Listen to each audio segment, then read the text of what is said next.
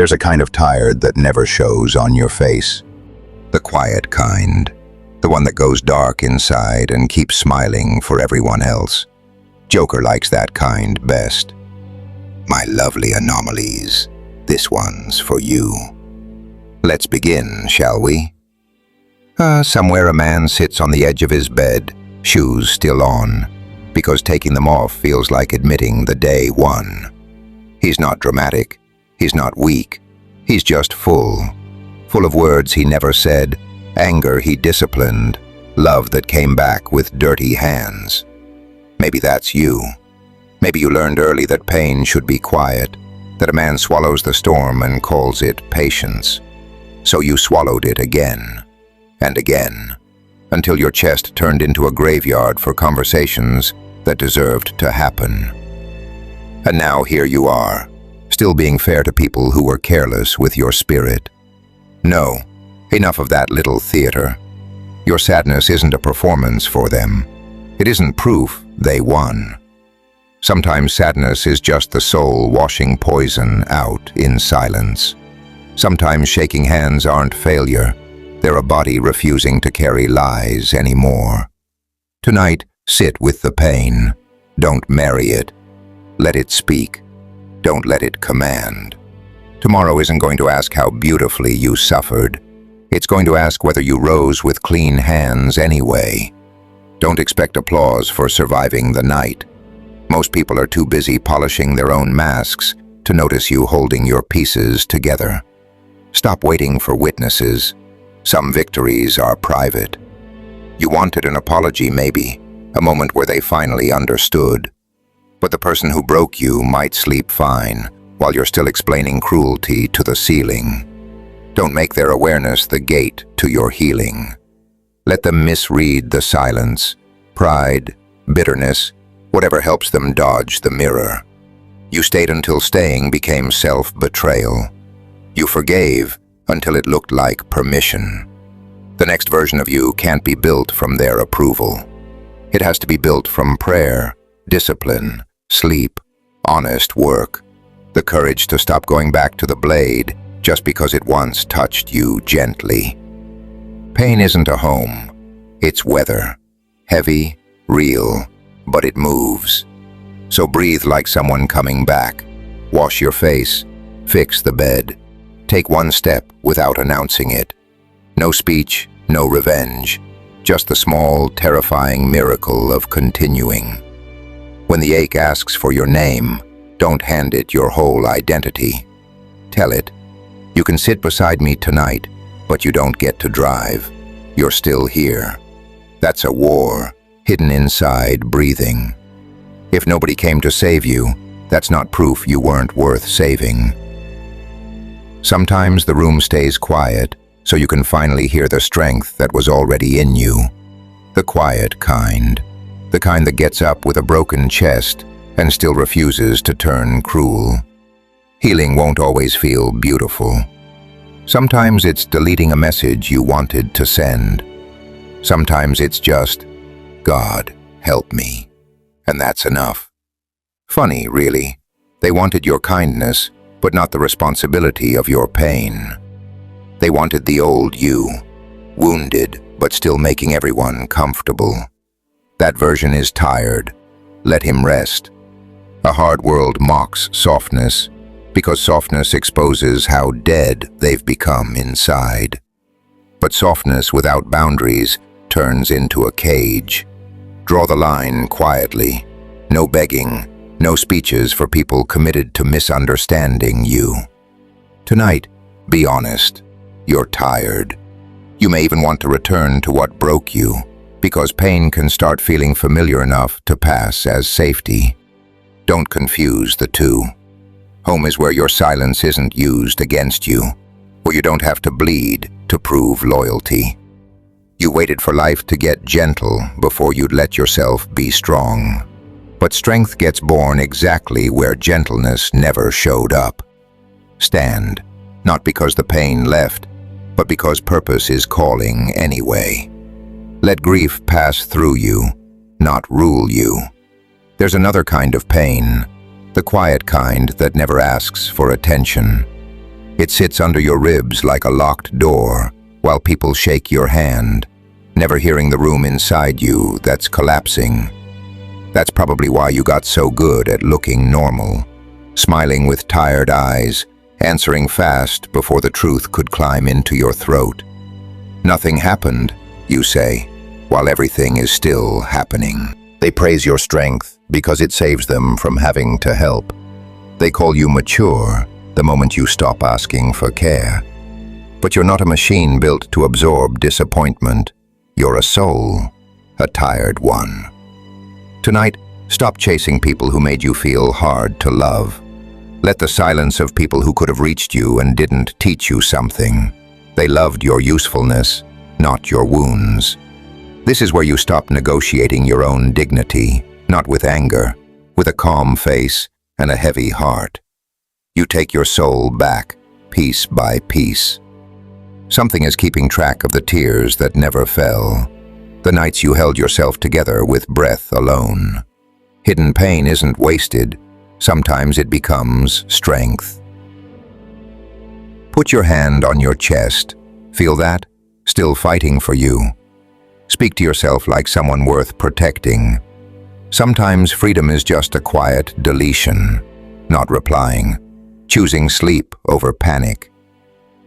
When memory comes back dressed beautifully, don't let it stay. Love that destroys your peace isn't a home.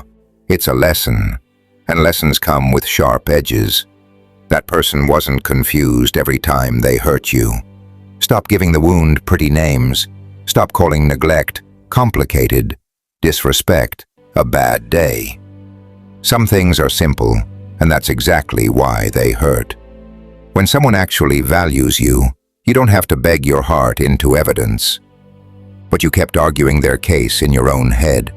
Maybe they were tired. Maybe I asked for too much. No. Sometimes you asked the right thing of the wrong soul.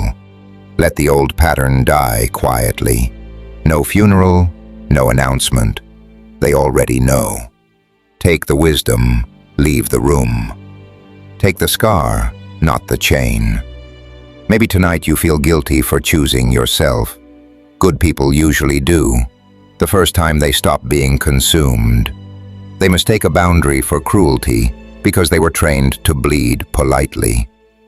A soul apologizing for air. Breathe, not to prove you're fine, but because your body's been waiting too long for permission. Relax your jaw. Open your hands. You've been gripping ghosts like they might turn back into people. Let them be ghosts.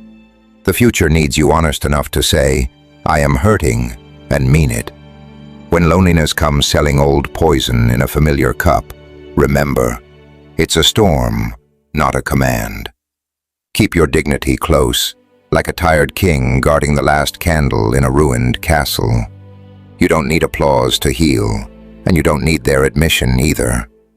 Nights will still come back heavy. One sound, one street will reopen the ache. That's not failure. Healing was never the absence of memory. It's memory losing its authority. Let it visit. Give it no throne, no keys. Tonight, choose mercy toward yourself. Drink water, wash your face, pray with whatever words are left. Even if it's only, God, I'm tired. That's enough. You're unlearning survival habits that once protected you and now just keep you small. The clock on the wall doesn't care how heavy your chest feels. The phone stays face down. No message, no sign anyone felt the earthquake they left behind. And maybe you laugh a little, because what else is left? The mind does that sometimes, laughs at the edge of collapse like a tired clown in an empty theater. Then the laugh fades, and the truth sits back down beside you. You're sad because you betrayed your own instincts, trying to keep believing in a version of them that only existed while you were forgiving. That's the deepest grief. Not losing the person, but losing the version of yourself you became while trying not to lose them. But there's a difference between patience and self-erasure, between mercy and letting someone use your heart as a hallway. A clean heart can still lock a door. That's not cruelty. That's a soul remembering its own value. So tonight, don't argue with memory. It'll show you the soft parts first. The laugh, the almost, the maybe. Memory lies beautifully when loneliness is hungry. Watch the whole film, the waiting, the disrespect, how small you felt after giving your best. Not to hate them, to stop romanticizing the cage. Choose distance before bitterness. Choose prayer before revenge. Just do the small things a person does returning from a storm. Open the curtains, drink water, say one honest prayer. Let them keep the story where you were too much. You keep your peace. When pain rises, don't bow. Sit with it like a storm passing over a roof. A storm can be loud and still not own the house. You are the house, not the storm. You're still being written. Smoke on the page, maybe, but the ink isn't finished. And when the tears come close, know this. They may visit your eyes, but they won't command your feet. Mourning isn't always mercy. Sometimes it's just a witness, finding you still awake, still wearing yesterday's silence like a coat too heavy from the rain. Funny, your chest can be broken and the kettle still boils. You argued with ghosts that never answered. But you don't need the person who wounded you to grow wise before you get to be free. Don't let your healing wait on an apology that may never arrive. Stand up. Wash the night off your face. Don't ask the mirror for a hero. Ask it to show you someone still here. That's enough for the first battle, not healed, not glowing. Just here, tired-eyed, still refusing to turn ugly. They wanted you smaller. Don't hand them that. Guard the part of you that still believes something is watching, still knows kindness isn't foolish when it has boundaries. When the ache follows you today, don't panic. Save your voice. Save your heart from the theater of people who only clap when you're bleeding beautifully. There'll be moments you almost go back. One old song, a name on a screen, whispers. It doesn't belong there anymore. The past knows exactly when your guard gets tired, which is why discipline has to answer before emotion does. I can miss it and still refuse it. I can forgive and still not return. This isn't hatred, it's wisdom with a scar. You changed because patience without dignity is just another name for suffering. There's a street a man walks after something in him changes. Same buildings, same rushing crowd. But he's not the same man. He catches his reflection in a closed shop window and almost asks, when did we get this quiet? People think silence is peace. Sometimes silence is just every scream standing in line, waiting its turn. You got disciplined with pain. But discipline shouldn't become a prison. Say it where nobody can interrupt. That hurt me. That changed me. I deserved better. Then don't run to the people who hurt you, hoping they'll finally hold that truth gently. Some hands only know how to drop what's sacred. Anyone can turn bitter. It takes real discipline to stay clean. So when the old ache follows you down that street, let it walk. Don't fight every memory like it's an enemy. Just guide it away from the wheel. And yes, some days you'll miss being naive. Grieve that version, thank him. He loved honestly, he just didn't have better tools yet. You do now. Distance, prayer, silence, a sharper eye. When guilt shows up dressed as compassion, ask it one question. Does this lead back to peace or back to chains? That question alone will save you. Sighs, you're not cold. You're recovering from being too available to pain.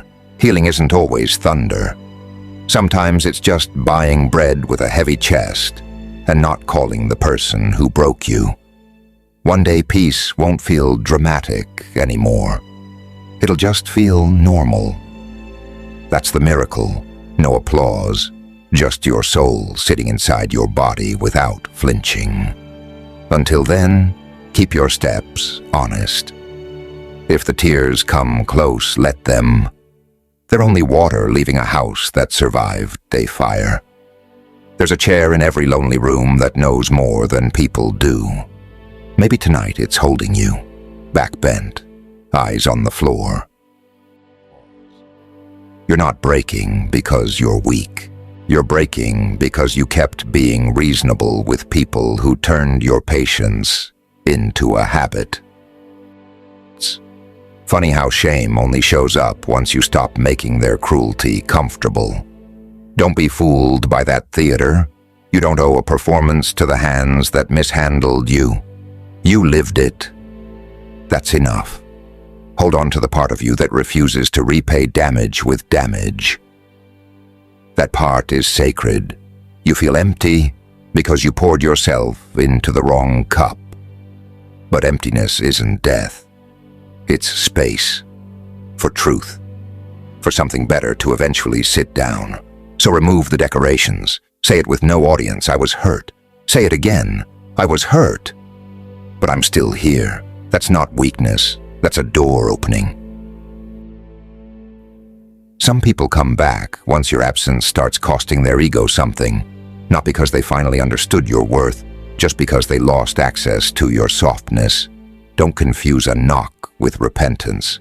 Let your peace answer before your loneliness does. You're allowed to grieve a door you had to close. Tonight, make just one promise. Don't betray yourself for comfort. Not for the small warmth that always came right before the same cold morning. Put your hand on your chest. Feel that tired beating. It's carried betrayal, fear, silent anger, and it still works. Respect it. One day you'll laugh differently. Not like someone hiding pain, like someone who survived the lie and didn't become one. Choose water instead of panic. Choose distance instead of arguing with closed hearts. The night may still be heavy, but it's not stronger than the one who wakes the morning. And you, even tired, even shaking, you are still being carried. Keep breathing. Keep returning. Stay clean. Go back to your smiling. Go back to pretending. But some part of you heard every word. And that part doesn't forget. Still yours, Joker.